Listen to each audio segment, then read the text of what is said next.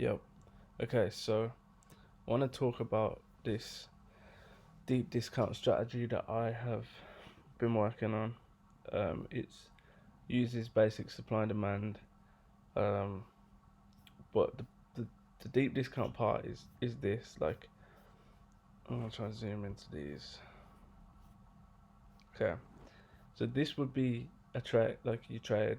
Um, like here's the breaker structure. This candle here. You create a zone there. Then like this would have been the trades that I would have took before. So it's a 2.4R, which isn't a bad trade at all. So we're just targeting the low of here of this smooth. Comes back to the zone, taps in, and then we get a win. But one thing I started noticing with a lot of these supply and demand zones is that you often get a bit of drawdown.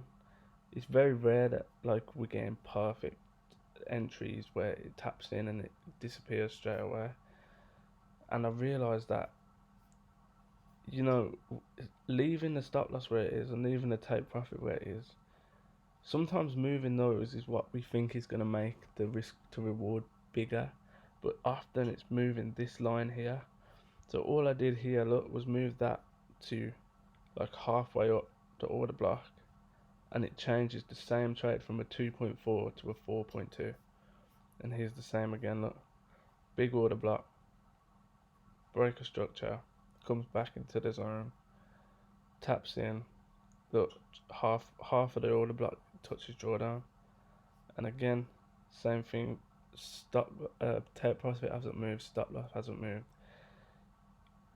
but the only thing that's moved is the entry, and we get less drawdown. Obviously, this is easier said than done. Like I write in here, um, using this strategy, I will miss more trades as the price won't always come to such a discount, but the risk to reward makes up for it. Um, And the hardest part about this is finding a realistic um, price. So we're gonna try um, we're gonna try one.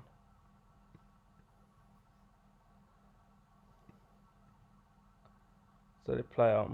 My thing is that I always trade London sessions, so I'm gonna start trading from 8:30 because I don't like to trade straight away in the London session. So we're gonna go from 8:30 until 1:30. And this is something that I've started realizing as well, that the moves that create order blocks have to be aggressive and confident. You know, you can't just expect that every break of structure is gonna like create an order block. Um, like for example here, look, that would have been an order block to me, but these just don't show aggression. They don't show confidence. Look, that does, but this don't. That does again, but like there's so much space under that. That's not even an order block. It's so tiny. It's not. You can't class that. So it's it's finding these confident positions. We're waiting for price to show confidence. Um, I guess that's hard though because sometimes you're just not gonna get trades.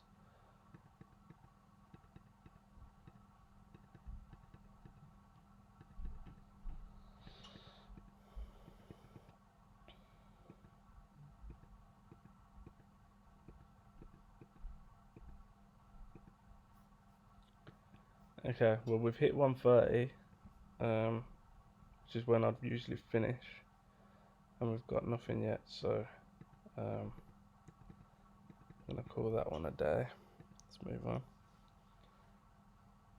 Just saying this. No, alright, now let me show it because I don't think that is actually that confident. Even though it does go in the right direction, that doesn't scream confidence to me.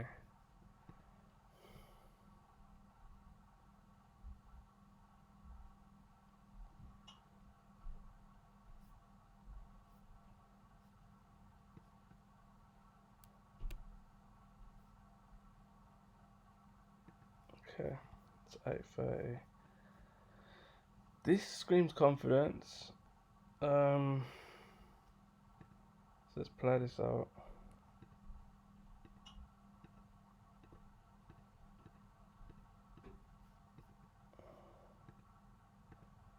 That certainly doesn't, but it's tapped in nicely. Look at that. Let's see what we got here. There's nothing exciting at all at the moment. This is not a good portion of price action to do this with.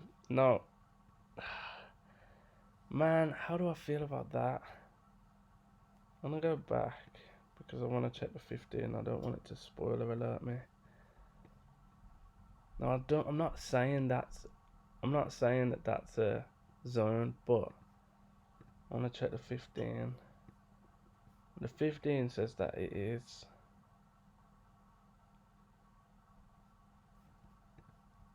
This is what I struggle with the most, like, because same way, like, that looks like a position to me now. Like, taking that, I'm gonna hook that under the lows there. You know, we got a quick 3-1 there.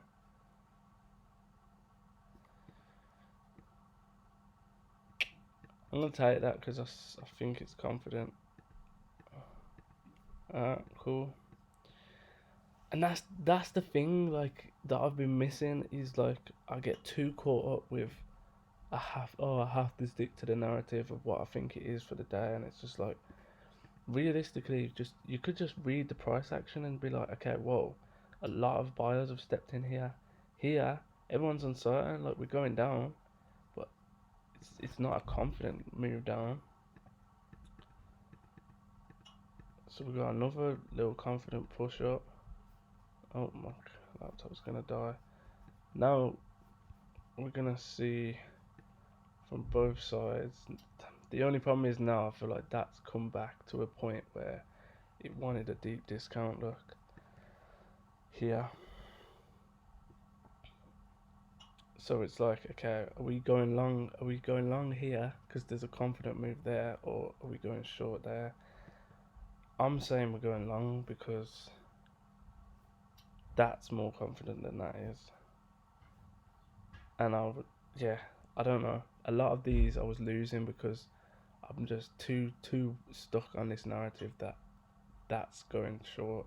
However, that is a fucking it's a fucking confident move. So I actually might not go long from there. I'm gonna leave it. Yeah. So that was the position there, going short.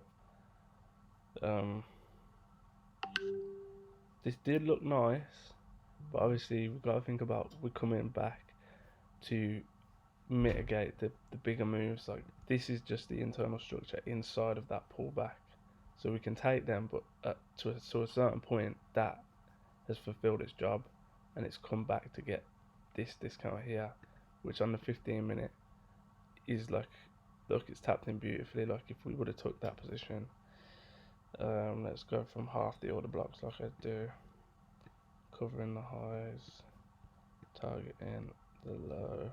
I used to try and target the very bottom of the wick, but I noticed that a lot of the time it doesn't actually reach. Obviously, in this occasion it has, but I find it safer just to target the bodies. But yeah, it's a tough one, that is, because that's quite an aggressive. Like, this shows a lot of aggression going to there, but as you can see, as soon as we tap in, it's like bang, like straight down. But yeah, that is the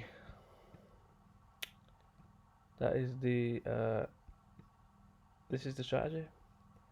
And look at this back test. I took like a whole week of losses because I always forget that I need to look for this. Like, this thing, looking for strong and aggressive candles is the most important thing to do with the whole of supply and demand. Like, reading price action and saying, like, yo, there's aggression. This is clearly not confident. this is clearly confident. So let me, even though my bias, look, I'm under the 200, even though my bias says we should really be going short, this tells me we should be going long. Again, I could say the same here. Like, realistically, I said that this is a confident move, looking at the 5 minute, but